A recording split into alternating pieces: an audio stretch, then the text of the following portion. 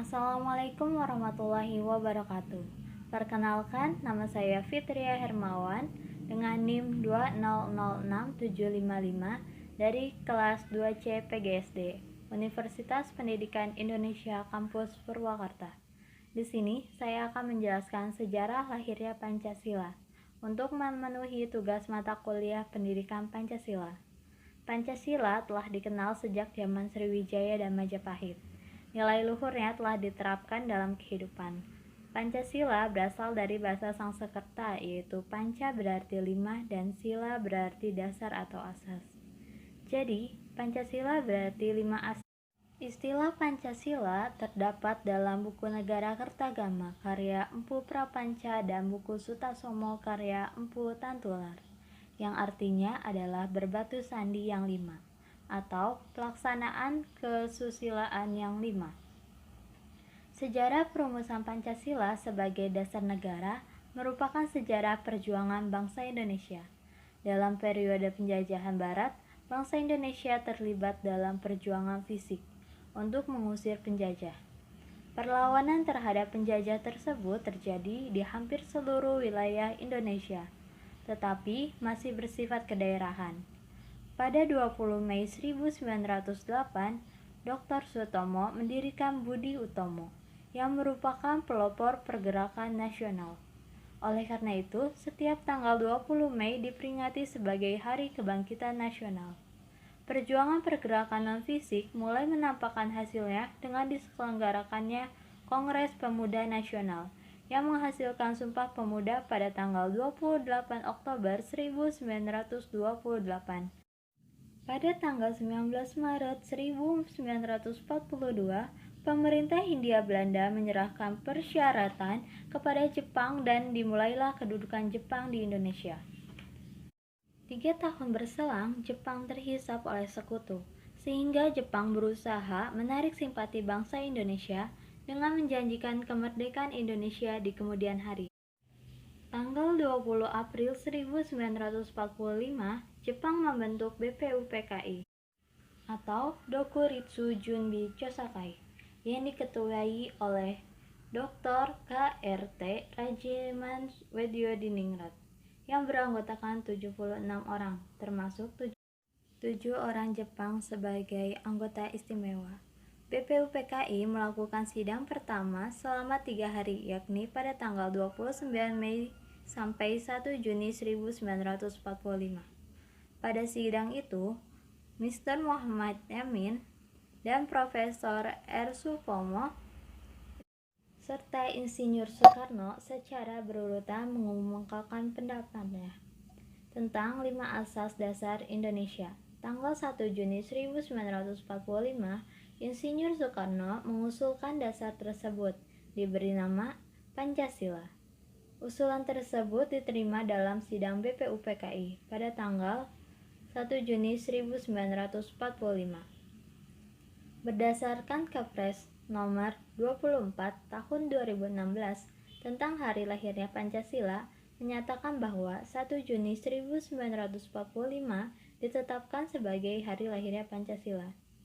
Insinyur Soekarno juga mengusulkan konsep Trisila dan Ekasila, yang merupakan intisari dari Pancasila.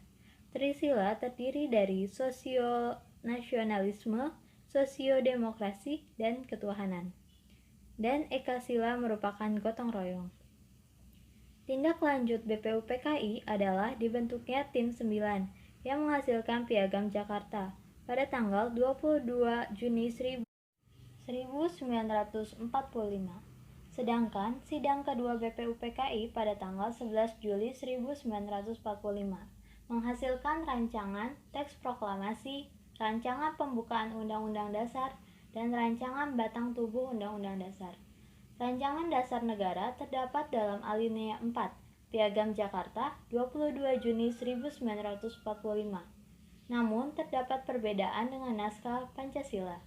Sila pertama dalam Piagam Jakarta berbunyi ketuhanan dengan kewajiban menjalankan syariat Islam bagi pemeluk-pemeluknya. Tanggal 7 Agustus 1945, BPUPKI dibubarkan dan dibentuk Panitia Persiapan Kemerdekaan Indonesia atau PPKI yang beranggotakan 27 orang yang diketuai oleh Insinyur Soekarno. PPKI atau Dokuritsu Junbi Inkai bertugas menyelenggarakan kemerdekaan Indonesia. PPKI menyelenggarakan sidang pertamanya pada tanggal 18 Agustus 1945, sehari setelah proklamasi kemerdekaan dengan mengedepankan persatuan dan kesatuan. Sebelum sidang dimulai, Dr. Muhammad Hatta mengusulkan perubahan sila pertama menjadi ketuhanan yang Maha Esa. Naskah Pancasila menjadi sebagaimana yang sekarang. Dalam sidang PPKI pada tanggal 18 Agustus 1945 ditetapkan 1. Mengesahkan Undang-Undang Dasar 1945 yang di dalamnya terdapat dasar negara Pancasila.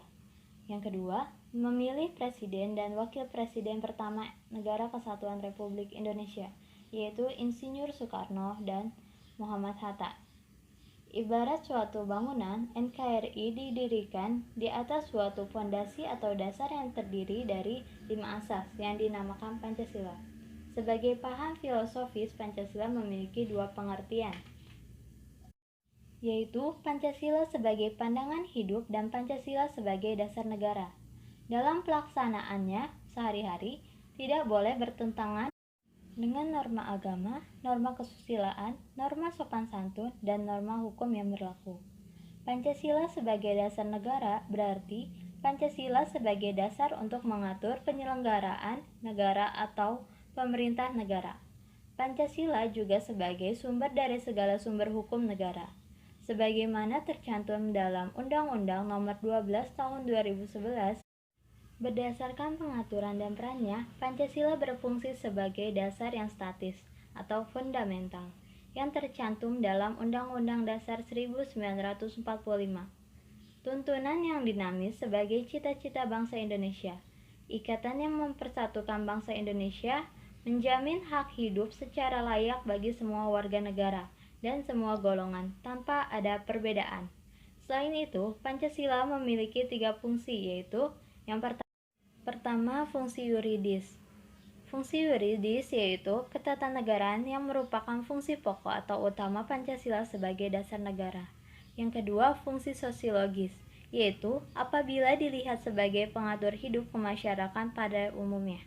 Yang ketiga, fungsi etis dan filosofis, yaitu fungsinya apabila sebagai pengatur tingkah laku pribadi.